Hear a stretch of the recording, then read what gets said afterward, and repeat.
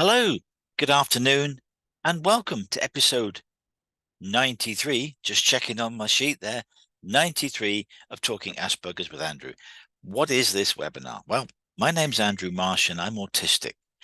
I have Asperger's syndrome. That's how my representation of autism is. And I found out 8 years ago when I was 51. I'm now 59, and yeah, I got diagnosed with Asperger's syndrome and made everything fall into place. All of those little niggly doubts as to why certain things happened in a certain way when I was with family or friends or at work with colleagues, all those things fell into place with one simple diagnosis. And I've looked back on my life and I thought, well, I used to be a geologist. I in the construction industry, did that for 23 years. And I look back and think, okay, how would I go about managing someone like me in that environment, knowing that they have Asperger's rather than just thinking they were difficult and they were awkward and they were a problem employee or they were all of those negative things that you can think about for someone who might be deemed to be a troublemaker in work. How would I go about managing someone like me? If I was given a clean slate to manage someone, how would I do it? What would I do? What would I implement? How would I engage with that person so that they could be at their effective best in business? Because that ultimately is the goal of business. Have everyone working at their productive, effective best, being valued and supported in their business so that the business makes money, makes profit, keeps its customers happy, keeps its clients happy. And that's what I've come up with. I've used my life experience of working in the construction industry, which can be quite a hard industry, getting on and getting in. And, when some of the projects I was involved in, there were £100 million construction costs or more. So yeah, money is a big factor in it. And people get very aggressive, can get very defensive about their position when it comes to big sums of money in the construction industry. But I thrived because I found my own little coping strategies of getting by that and dealing with my own way of trying to fit in with people and understanding how I can make a contribution in any given circumstances. So that's what I do now. I work with employers to help them better manage people like me, autistic people, people with Asperger's syndrome in their business. I have a 7-step program which I go through with them. But above all than that, I listen. I listen to what my client is telling me about what they do, what the problems they're having. Maybe there's some people whose name keeps coming up in meetings and HR are getting involved and disciplinary and what do we do with them when they're really thinking, how can we get rid of them? I want to be involved before they start thinking about how to get rid of them, rather than what challenge does this person bring and how can we help them in our business? How can we fully integrate them? And now with the Equality Act of 2010, it's an employer's duty to do that in the UK. So you can't just think problem employee, difficult, get rid of them. Can't do that unless you have very, very good reason. And just because someone is different isn't a sufficient reason in the UK anymore. And rightly so. So today, what we're going to talk about is something that's very close to my heart because I feel as though this belongs in my representation of Asperger syndrome and autism, and that's creativity. People who are autistic, people who have Asperger syndrome can be very creative. They seem to be able to ask the what if questions. And they could be very good at innovation in design and architecture and engineering and coming up with new ways and new solutions to deal with things. And that's because they ask the what if questions and they look at things in a different way. But their creativity goes more than just that. Some people are exceptionally good artists or at music. It's believed that people like Beethoven and Mozart were autistic or they had Asperger's syndrome. Obviously, we don't know. Asperger's syndrome wasn't around at the time, although people lived through the condition in however they did in the best way that they could. So we don't know for certain whether Mozart and Beethoven were. But pretty strong suspicions that Leonardo da Vinci was autistic, had Asperger's syndrome. But again, we don't know. We weren't there at the time. We didn't have the diagnostic tools at the time. But if you talk to people in the community and people who understand what the diagnostic criteria are, there's a fairly good chance that those people were on the spectrum. And other people like Alan Turing, for example, probably had Asperger's syndrome. Gifted man. He was the man who worked at Bletchley Park to break the German U-boat Enigma code machines in World War II. He actually became the father of computing because the way that he thought about how to solve problems because of his creative mind. And that is something that he just inherently had. And we believe it because of his autistic or his Asperger's traits. And a lot of people have other things that they're good at. They may be good at art or sculpture or poetry or writing or a whole host of other creative things. They just might be great at making things with their hands, with woodwork or metalwork or clay or all those sorts of things because they do it because they can, because they want to, because they get pleasure out of it. And there's absolutely nothing wrong with encouraging someone who is good at doing something to say, go ahead and do it. How can we support you? Let's give you the tools to do that. And that might mean if you have a relative who's autistic and they're very good with their hands and they might be into woodwork, it might be things like asking them, what can, rather than getting you something conventional for your birthday or your Christmas, what can we get you that could help you with your woodworking? And they might say, I'd love a dovetail saw, or there's a certain type of a chisel set that I would like, or things of that nature. And allow them to say, I would love this. If you could get me a great dovetail saw, because dovetail saws are very specific use. And if you happen to know what making dovetail joints in woodwork is, very very craft orientated. It's very fine, detail orientated. And so if someone says, I'd love a dovetail saw so that I can make things better, then support them in doing that. That would be fantastic. Rather than get them something they don't like. We've all had presents we don't like from aunts and uncles and grandparents, and you have to say the dutiful thing, oh, that's lovely, thank you. And it goes in the bottom of the wardrobe and it never comes out again. If you have someone in your family who is artistic in whatever way, whether they've got autism or not, but if they're artistic in any way, or they've got a certain bent, a certain talent for a certain thing, say to them, it's your birthday coming up. What can we get you that you would really like to help you with what you do? And they'll probably go, well, I'd love this, but it's expensive. Or I'd love this, and I've been trying to save up for it. What would you do with it? How would it help you? And they'll tell you. They'll go on and on and on about telling you how this tool, this piece of equipment, this piece of kit, it may be they want a metronome because they're musical and the metronome can help them keep their rhythm when they're writing music. Get them a little metronome. That's not a particularly expensive item, but it might be something that they really, really want because they can use it time and time again, and it can help them develop their skill in whatever it is that they're doing. My creative bent, if you want to call it that, is I love writing. Didn't really get into writing for pleasure rather than for work, writing reports and tender documents for things.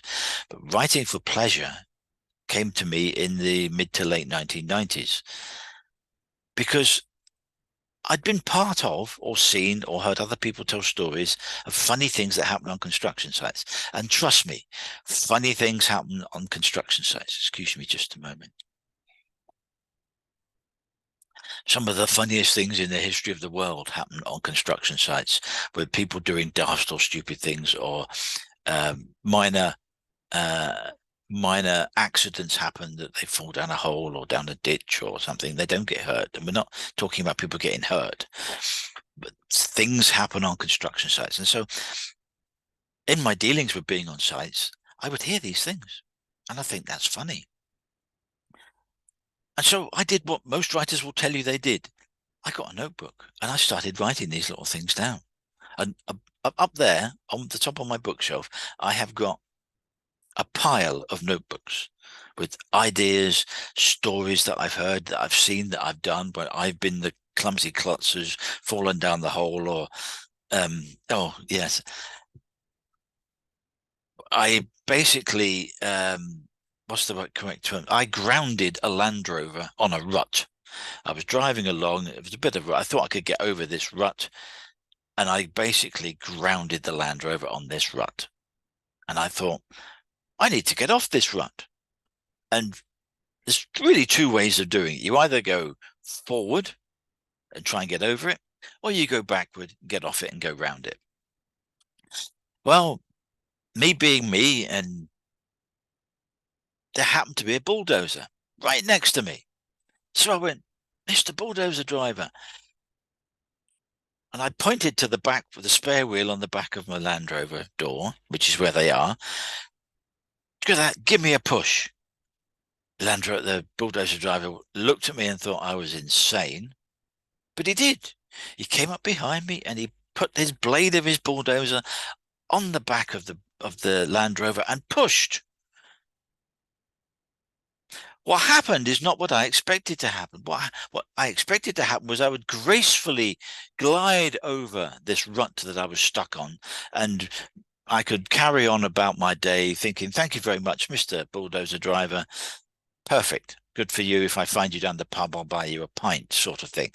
What actually happened was he pushed the back wheel through the back door, through the back window, and there was an explosion of glass as the back window exploded into the Land Rover and all over me. He then reversed his bulldozer up and went off on his merry way, chuckling his face off. And I'm stuck there, still stuck on this rut, with the back door of my Land Rover blown in, pushed in, the glass everywhere, and I'm stuck. There's no way I'm getting off this rut. There was no way I was getting off this rut. So I had to call on one of my inspectors on the radio without telling him exactly what had happened, so that everyone on the whole radio knew exactly what had happened. And I said, "Yeah, I'm got something up here I'd like you to see. Can you come and have a look?" And he came up and he looked at he came out of his Land Rover and looked at me and shook his head. He said, "You did, didn't you?" I said, "Yeah, I did." He said, "Got it wrong that time. Other times I haven't got things wrong." But so that is one of the stories that I write. I haven't actually used that story anywhere in any of my writing yet, but that is the sort of thing that I loved finding out about. I got into trouble for that. I had to fill out insurance forms and all sorts of things, and the Land Rover was taken away for a few days while they put a new back door and a new whole load of things. Yeah, I got a severe dressing down by my boss, and I was not the flavour of the month from the contractor because it was the contractor's Land Rover and all of those things. Lesson learned.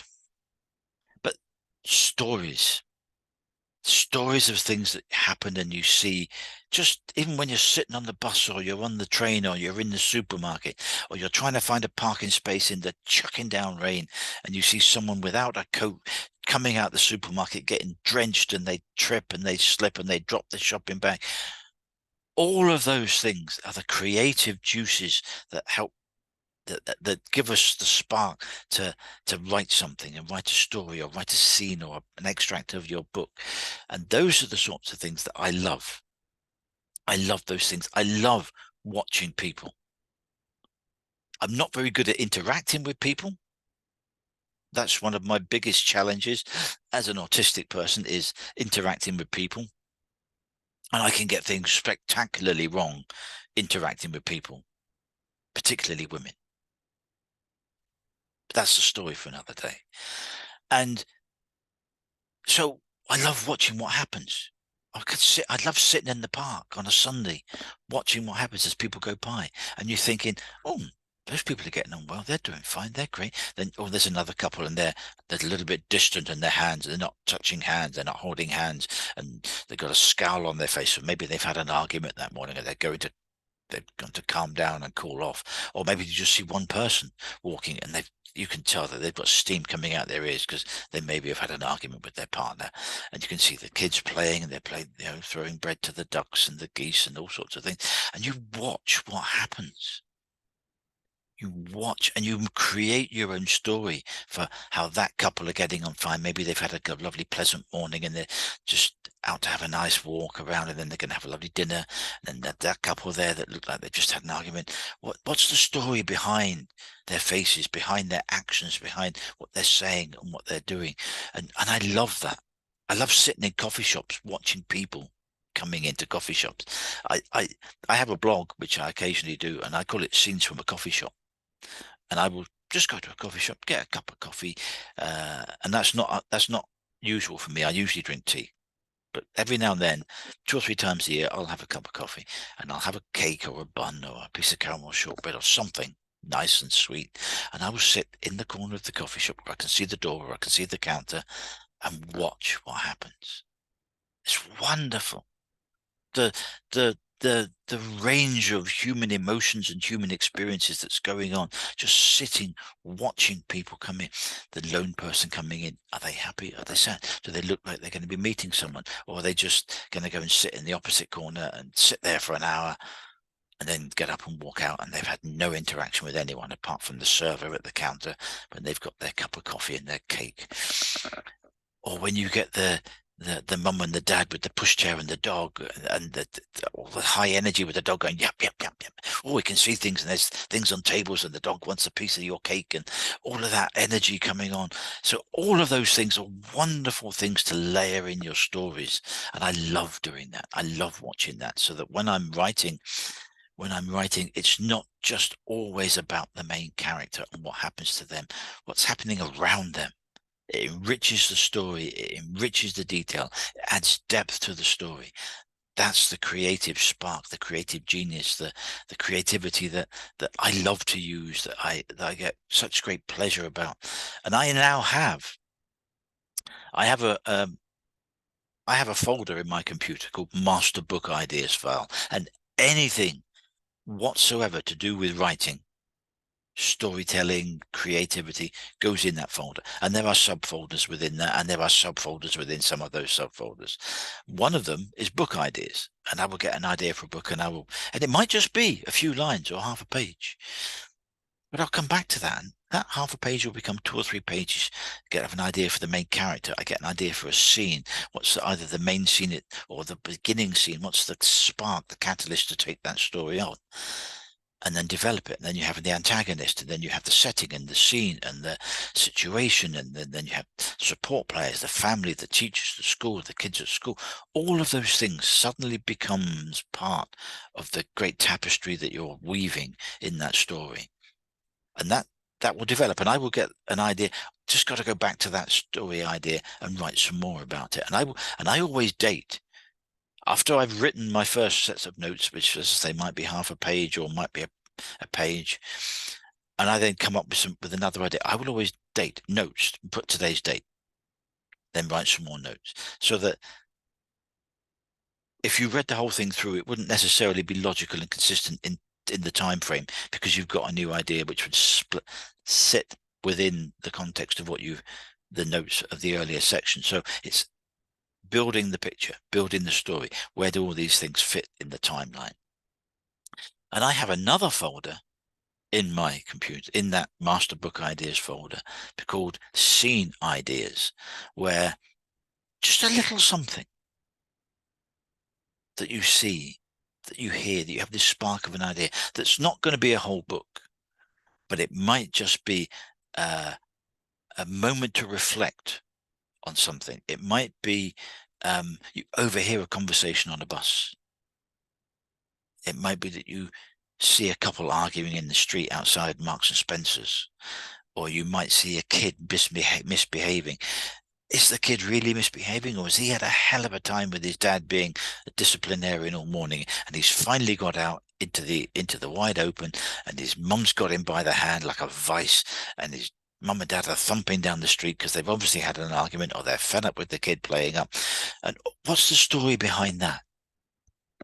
How can you weave that in to what you're writing? That is the creativity, the spark, the idea, bringing things together, creating a story.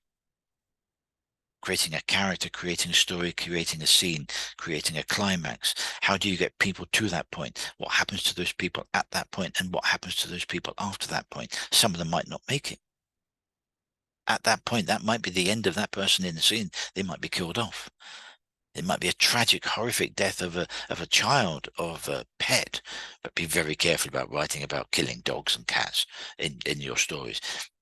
Doesn't go down too well. People don't like that. They would rather you would kill off the 6-year-old kid than the dog. If you're writing a story, you've got the choice between killing off the 6-year-old kid or killing off the dog. Kill off the 6-year-old kid. But anyway, that's beside the point. That's an aside. But things like that, those little asides of secondary plots or secondary ideas, or things that just enrich the story, things that you see happening. Why does it happen? What's the backstory? Where is it going to go? Are you just this fleeting glimpse of two strangers meeting on a train, where you suddenly hear the conversation, you're part of the conversation, or you can hear it, you understand intensely what's going on, and then they drift off and you don't hear what happens? How does that relate to what you're saying and what you're doing? Are you writing? So, and those sorts of things, when people are drawing, are painting, it's very rare for a painting just to be the main thing. You look at the screen. It's not just this person in the foreground screaming. It's the swirling pictures of the swirling colors behind and the people behind them. How many people are in the scene, in the painting, in the screen? What are those people behind in the background doing? Why are they there? What are they doing? American Gothic. You've got the two people, which actually I thought was husband and wife, but it's father and daughter standing in front of that little American building. What is that building? What's the story of that building? Why is it? He's got a pitchfork in his hand, hasn't he? What's the story going on there? What's happening? What's happening just off picture? When you look at Starry Night, what's going on in that background, in that wonderful sky? You take the Mona Lisa. What is that enigmatic smile all about? What is going on in the background with the river? Leonardo da Vinci was all in many of his pictures, he would have a river scene in the background. Quite amazing how often he would have a river in the background. Why? Why is he always having a river in the background of his pictures? What's it signifying? Why is it important to him to have a river in the background? So it's not just the central piece of the picture. What is happening off scene? What's happening in the background? What's going on? What's the story there? What are they painting to portray? And things that I don't understand about art. Apparently, if you put certain objects in paintings, it has a certain meaning rather than just, oh, that's an open purse. If there's an open purse on the floor, it has a certain meaning in art, apparently, particularly if there's a woman in the picture near the purse. It has a certain meaning. So I'm beginning to learn these things about art by understanding what these little signs mean, what these little characteristics mean. What are the animals doing? Why are there animals in this picture? What's going on in the background? Who's that shadowy figure you can just see through the window of that door or the glass in that door? What's that story? Why is that person there? What could that person possibly be saying to the picture with that shadowy person in the background somewhere? What's going on? These are the layers that the artist puts together in building up a painting, just as a writer has layers that they build up when they're writing a story. This is all about the creativity. And then now imagine that you had that person, that creative or autistic person working for you in your business. How can you nurture and make the most of that talent? Because if they can think it and draw it and write it and describe it and play it and make music from it, how can they relate that to the nature of your business? How can you enhance it? How can you develop it? How can you get the best from it? How can you make that person feel as though they want to come to work in the morning because they feel valued? My boss is interested in what I'm doing. I explained a new idea I had to him yesterday, and he was really enthusiastic about it. I want to speak to him about it tomorrow because I've had some more ideas about it, and we could make this change in what we're doing, and it will improve it. Excuse me just a moment. So all of these things, having someone who is creative in your workplace could be an absolute boon to build your business, to bring it to the next level, to ask the what if questions. I keep going on about the what if questions, people asking the what if questions, because if we all, and this is one of my phrases that I do use on my webinars, but it's important. If we always employed the same type of person doing the same type of job, guess what? You're going to get the same type of result. If you want to have innovation, new ideas, new design, new, faster, better ways of doing something, you need to have creative people who think, what if we did it this way? What if we changed that process and did it this way? It could be more efficient. What if the manufacturing business that we have has 8 processes? From raw materials coming in at one end to finished product coming out the other end. There's 8 processes. What if that person said, we can combine those two and those two? And so you might only have 5 or 6 processes. That's going to be more efficient just on your energy bill, let alone the nature of the product that you're building. Just because you've reduced 2 or 3 processes, you're going to be more energy efficient. Cost you less money for your gas and your electricity bill, which in the manufacturing business is going to be big. So if you can reduce that, because someone says we can combine those 2 processes and do that, we don't need to do that one, because if we change this one in this way, modify it, we can include that process as part of the previous process, so that it's a 2-in-1 and it comes out and it's better to move down the line for the next part of the process, the manufacturing technique and product. That's why you want creative people in your business. That's why you want autistic people in your business. That's why you want people who free think, who think about things in a different way. What if we did it that way?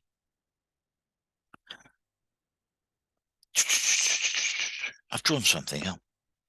Maybe this will help. Or I've got an idea about improving something. Listen to them. Listen to them. If you're a manufacturer, I sincerely hope you have an R&D team, a research and development team. And yes, you want to put your Asperger's people, your autistic people in your research and development team to come up with new ideas, new ways of thinking, because it's likely that they're the ones who are going to be able to say, this can be the new product in 3 years' time, and in 5 years' time will be the market leader. We will be the trend. We will be the one that people follow. We will be the one whose share price goes up. We will be the one who leads the world in this sector, because we've come up with something new, great, brilliant. Imagine if that was your business. Imagine if it was your competitors, because they employed the creative person that came to interview and just didn't do so well at interview because they were a bit awkward and they didn't make eye contact and they didn't answer questions particularly quickly. All of those things about social interaction and getting on with people can be difficult for autistic people. Interviews are difficult because we don't know what you're going to ask us.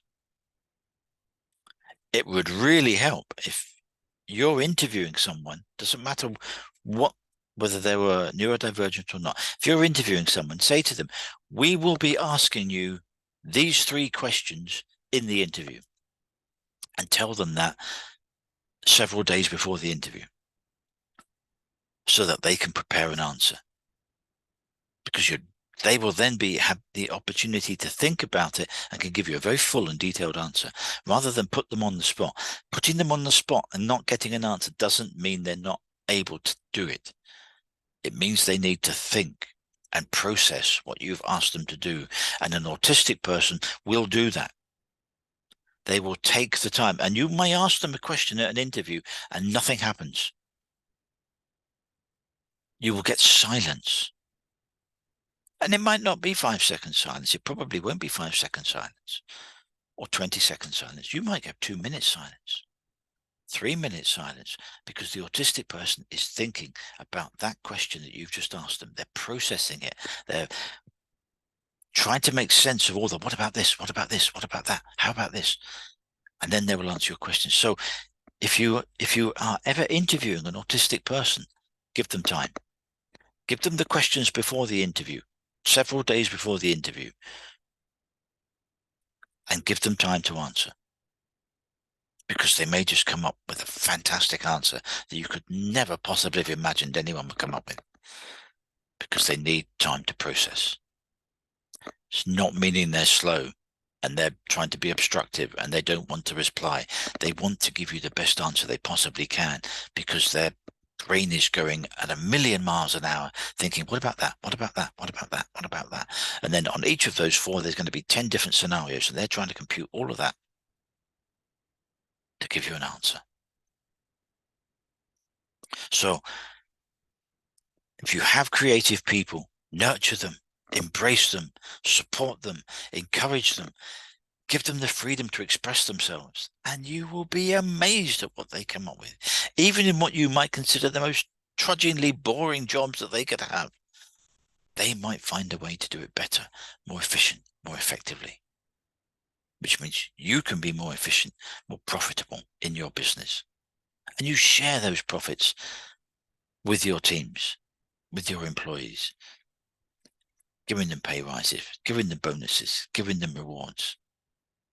That's how we need to be in the 3rd decade of the 21st century. So creativity is not just about being able to solve a Rubik's Cube. It's about thinking of different ways of doing something, about using their skills to enhance your business, to develop the ways to do something. It might well be that the autistic person, the person with Asperger syndrome that you employ, could be an absolute whiz at spreadsheets. And if you're an accountancy firm and you've got a whiz at spreadsheets, that's a plus, because they will find ways to do things quicker, more efficiently, more effectively. They will probably deal with macros and macros that I don't understand. I use spreadsheets a lot, but I don't use them to their fullest capability because I don't understand how to use macros. But I still use them because they're a great way of presenting data, summarizing totals and adding up and things like that. Fantastic way of processing and presenting data in a logical, meaningful, clear, simple way. That autistic person that you're thinking of employing and thinking, well, might go with the other person because they came across much better at the interview. Yeah, think very hard about that. Think very hard about what that person brings. Think about the creativity that that person can bring to your business and how it can help your business thrive. Creativity is a big subject, and a lot of autistic people are very creative in certain fields.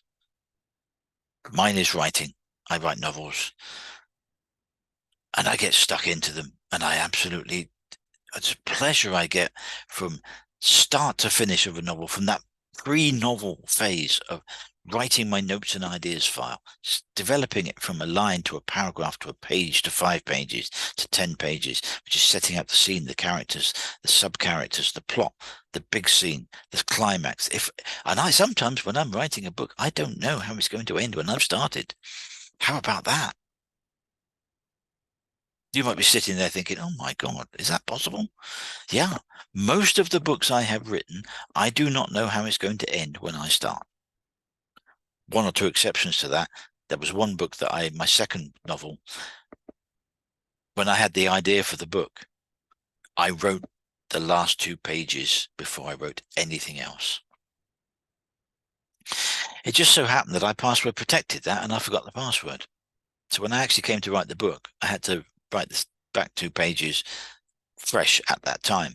And it was only after a long time of, I've got to find out what that folder was, what that file was, that I spent the money and got a password cracker off the internet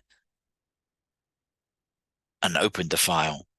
And it was pretty much exactly how I wrote it when I wrote it live to the one that I wrote years before I had started the book. Pretty much the same. That was an exception for me. Most of the times, I don't know what's going to happen when I start writing the book, how it's going to end. I know what the main thing's going to be. I know what the main scene's going to be. I know who the players are going to be, but I don't always know how it's going to end. It builds. It comes to me as I'm building it, as I'm developing the story. It's fun. It's a great way of doing it. Go where the story takes you. Because, excuse me,